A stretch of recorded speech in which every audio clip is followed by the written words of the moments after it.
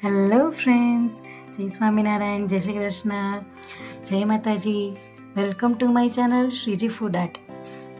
આજે હું તમારા માટે એકદમ ટેસ્ટી અને ટ્રેડિશનલ સ્વીટ રેસીપી લઈને આવી ગઈ છું, જે છે દૂધીનો હલવો. આ હલવો આપણે ઘરે બનાવવો ખૂબ જ ઇઝી છે અને ટેસ્ટમાં એકદમ રીચ અને ડિલિશિયસ લાગે છે. ચલો તો જોઈએ કેવી રીતે પરફેક્ટ દૂધીનો હલવો બનાવાય છે. તો ફર્સ્ટ આપણે દૂધીને સારી રીતે ધોઈને પીલ કરી લઈશું અને પછી તેને ગ્રેટ કરી લઈશું. જો તમે ફ્રેશ દૂધી યુઝ કરશો તો હલવાનો ટેસ્ટ એકદમ મસ્ત આવશે. આ રીતે ગ્રેટ કરેલી દૂધીથી હલવો એકદમ સરસ ને સોફ્ટ બને. તો હવે આપણી દૂધી ગ્રેટ કરેલી રેડી છે.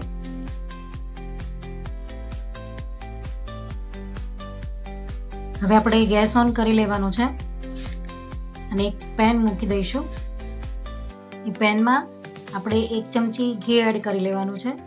ત્યારબાદ આપણું જે ઘી ગરમ થાય એટલે તેમાં ગ્રેટ કરેલી દૂધી છે તે એડ કરી દઈએ અને એને મીડિયમ ફ્લેમ પર સારી રીતે સાંતળી લઈએ.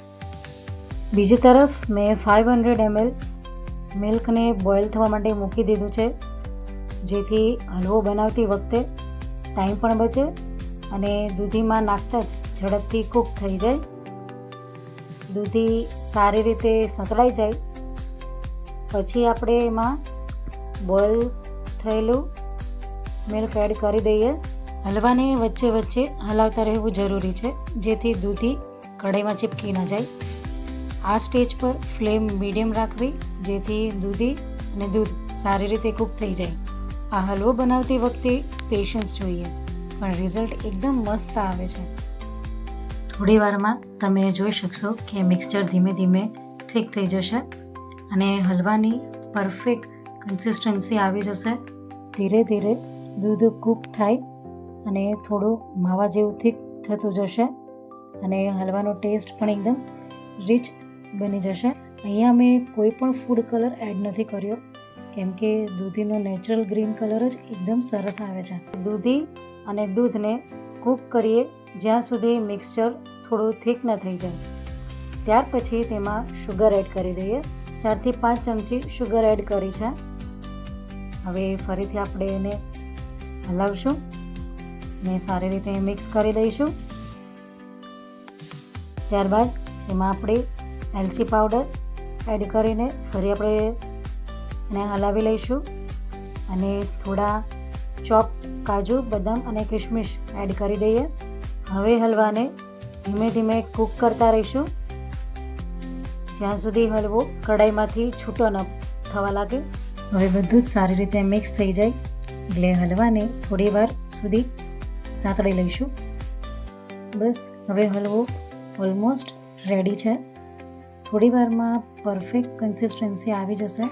મોટાથી લઈને નાના સુધી બધાને જ આ દૂધીનો હલવો બહુ જ ભાવતો હોય છે. દૂધીનો પોતાનો કોઈ ખાસ ટેસ્ટ નથી હોતો, એટલે એને આપણે ઘણી બધી રીતે એને ઘણા ફોર્મમાં બનાવી શકીએ છીએ. દૂધીનો ફ્લેવર નેચરલ હોય છે, એટલે આપણે એને સ્વીટ હોય કે શેવરી કોઈ પણ રેસીપીમાં યુઝ કરી શકીએ છીએ.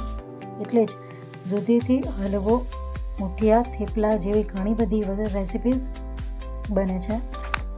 લાસ્ટમાં આપણે ઘી એડ કરી દઈશું, જેનાથી હલવો ગ્લોસી અને ટેસ્ટી બને છે. તો રેડી છે આપણો દૂધીનો હલવો. હવે આપણે એને સર્વિંગ બાઉલમાં લઈ લઈશું અને ઉપરથી ડ્રાયફ્રૂટથી એને ગાર્નિશ કરી લઈશું.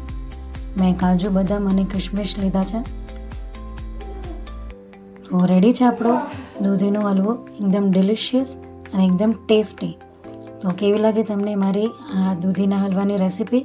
મને કમેન્ટમાં જરૂરથી કહેજો અને મારા વિડીયોને લાઈક કરજો, મારી ચેનલને સબસ્ક્રાઈબ કરજો અને શેર પણ કરજો.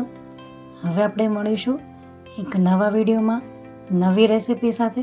ત્યાં સુધી સ્વસ્થ રહો, મસ્ત રહો.